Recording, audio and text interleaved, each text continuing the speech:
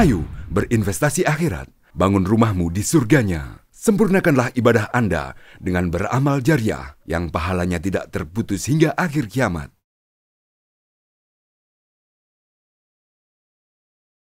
Assalamualaikum warahmatullahi wabarakatuh. Alhamdulillah. Alhamdulillahilladzi hadana lihada wa ma kunna linahtadiya laula an hadana Allah. Wa ashhadu an la ilaha illallah wahdahu la syarika lah.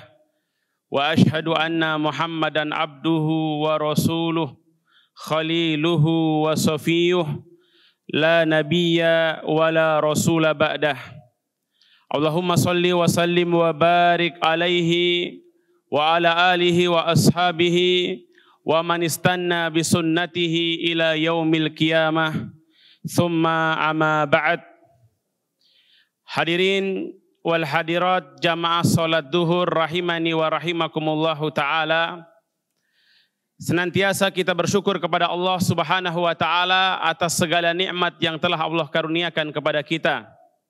Salawat dan taslim senantiasa kita haturkan kepada tauladan kita Nabiullah Muhammad sallallahu alaihi wasallam beserta keluarga beliau, sahabat-sahabat beliau, para tabi'in dan tabi'ut tabi'in, serta kita memohon kepada Allah Subhanahu wa taala semoga kelak di yaumil akhir kita termasuk umat beliau sallallahu alaihi wasallam yang akan mendapatkan syafaat dari beliau sallallahu alaihi wasallam dan dikumpulkan oleh Allah bersama dengan beliau sallallahu alaihi wasallam di surganya Allah, amin ya rabbal alamin.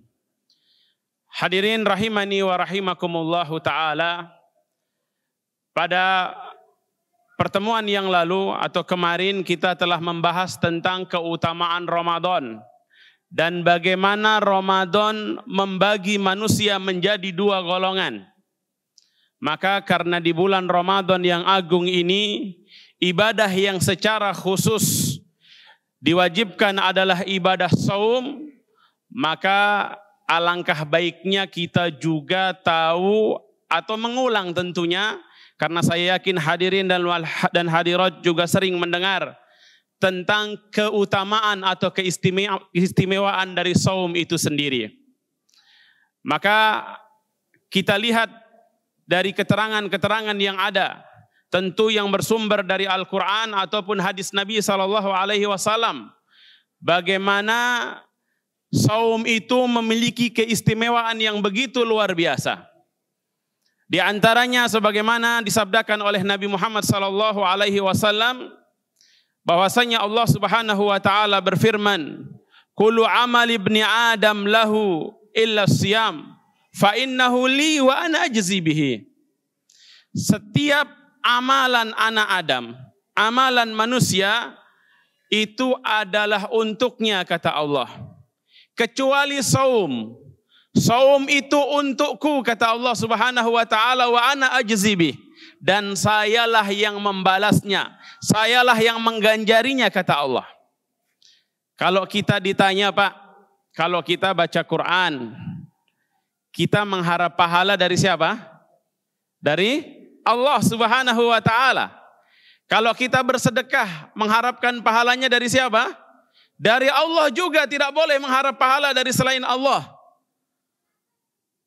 Kita berbakti kepada kedua orang tua kita harapkan pahala dari Allah Subhanahu wa taala. Kita memperbanyak membaca salawat kepada Nabi Muhammad sallallahu alaihi wasallam, mengharapkan pahalanya juga dari Allah Subhanahu wa taala. Dan yang akan memberikan balasan atas semua amalan hamba adalah Allah. Tapi mengapa di dalam hadis qudsi ini Allah katakan seakan-akan hanya puasa saja yang diganjari oleh Allah? Kata para ulama, ini menunjukkan begitu istimewanya puasa atau saum. Karena ketika Allah Subhanahu wa taala mengatakan wa ana ajzi bihi, ini dijelaskan dalam riwayat yang lain. Kata Rasul sallallahu alaihi wasallam, kullu amal ibni Adam al-hasanatu, kullu amal ibni Adam lahu illa as-siyam wal hasanatu bi asyri amsalha illa 700 dhifin illa saum. Setiap amalan manusia itu pahalanya satu kebajikan dilipat gandakan jadi 10 sampai maksimal 700, Pak. Berlaku rumus ini. Kecuali saum, kecuali ibadah saum, itu tidak berlaku rumus ini. Kata para ulama, ketika Allah mengatakan wa ana ajzi bihi, dan sayalah yang membalasnya secara langsung, artinya balasannya tanpa batasan. Bi ghairi hisab, tanpa ada batasan bilangan tertentu. Allah yang Maha Pemurah, Allah yang Maha Pengasih. Dan Allah katakan ini spesial untuk Allah, Allah yang langsung membalasnya. Dan sesuai dengan firman Allah Subhanahu wa taala, "Innama yuwaffas sabiruna ajrahum bighairi hisab." Sesungguhnya hanyalah orang-orang yang bersabar saja, merekalah yang diberikan balasan tanpa batas. Di dalam ibadah saum, ibadah puasa, di sana kita melaksanakan sabar.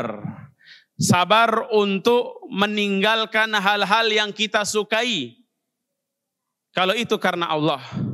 Sabar untuk tidak mengikuti hawa nafsu kita. Sabar untuk senantiasa taat kepada Allah Subhanahu wa taala.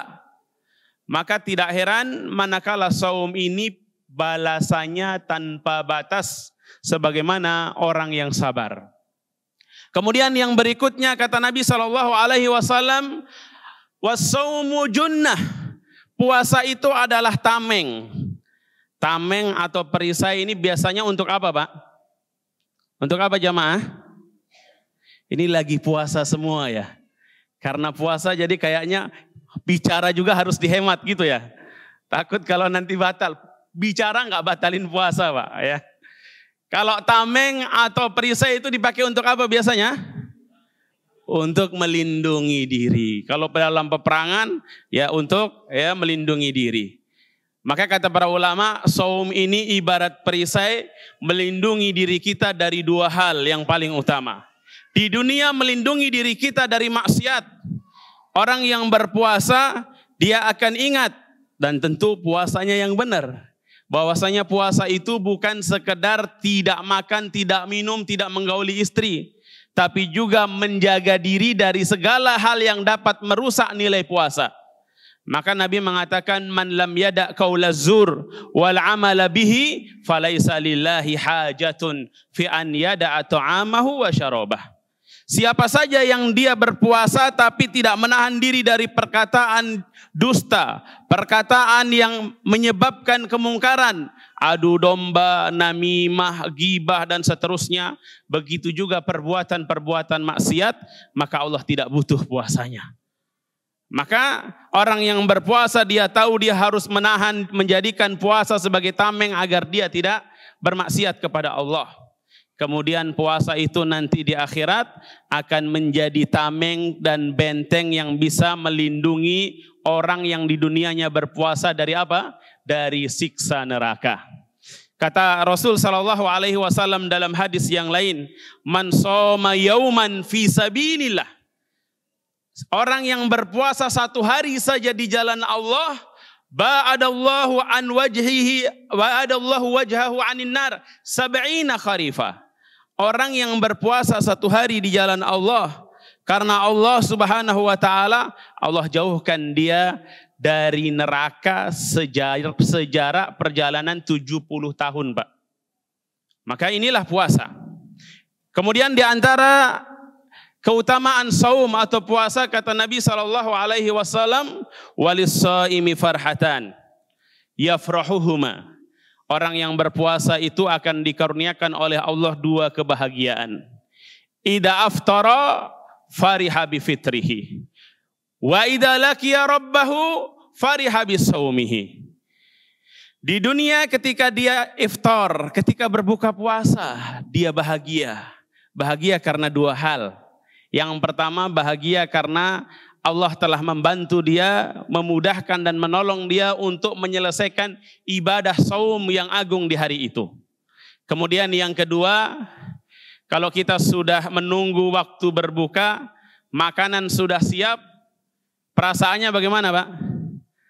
Sangat senang, bahagia. Ya. Bahkan mungkin makanan yang biasa dihidangkan di hari-hari di luar Ramadan, di luar saat dia puasa, itu rasanya, kebahagiaannya berlipat-lipat ganda dibanding ketika dia tidak berpuasa. Kemudian kata Rasul sallallahu alaihi wasallam, nanti ketika di hari kiamat dia bertemu dengan Allah Subhanahu wa taala, menghadap kepada Allah, dia akan berbahagia karena ibadah saumnya, karena Allah membalasnya dengan balasan yang tiada batas. Juga di antara keistimewaan saum, kalau di dunia ini kita saum, Mbak, siang-siang begini, meskipun tadi sebelum subuh kita sudah sikat gigi bersih, ya, sudah pakai mungkin obat kumur, ya, sampai benar-benar bersih. Tapi kalau kita cium aroma mulut kita di siang hari ketika lapar saat puasa, itu akan muncul aroma yang tidak sedap. Ini yang disebut dengan khuluf. Khuluf itu bau mulut yang tidak sedap, bukan karena nggak sikat gigi, ya. Nanti jangan salah paham. Kalau kata Ustadz, bau mulutnya nanti akan jadi seperti minyak kasturi. Kalau gitu sengaja nggak sikat gigi, ini keliru. Bau mulut karena tidak makan. Ya, puasa nggak makan, nggak minum, ini keluar dari lambungnya aroma yang tidak sedap ini.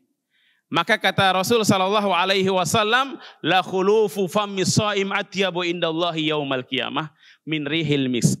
Nanti di hari kiamat bau sedap itu akan diganti oleh Allah dengan aroma yang lebih wangi daripada minyak kasturi. Tapi bukan minyak kasturi yang ada di jalanan dijual itu, Pak. Itu namanya kasturi tapi bukan itu. Ya. Itu kasturi nggak tahu KW berapa itu, ya. Bahkan tidak ada aroma kasturinya sama sekali, ya. Jadi minyak kasturi ini termasuk minyak yang sangat wangi dan harganya sangat mahal, ya. Kata Rasul sallallahu alaihi wasallam, nanti di hari kiamat itu akan diganti dengan aroma yang lebih wangi dari minyak kasturi. Makanya tidak boleh juga ini diterapkan sekarang.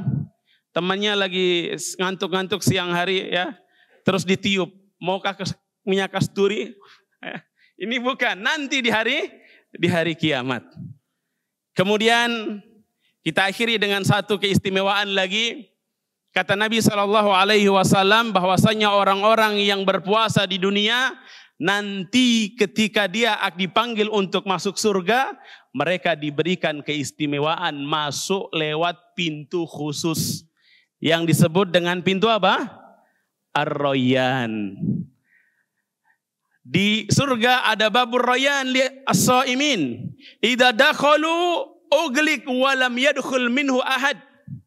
Kalau sudah masuk semua orang-orang yang berpuasa, dan kita memohon kepada Allah Subhanahu wa taala, semoga kita yang hadir di sini kelak termasuk orang-orang yang dipanggil untuk masuk melalui pintu Ar-Rayyan di surganya Allah. Amin ya rabbal alamin. Mereka ketika sudah masuk semua, maka pintu itu ditutup rapat-rapat, tidak boleh lagi ada yang masuk kecuali orang-orang yang di dunianya mereka berpuasa.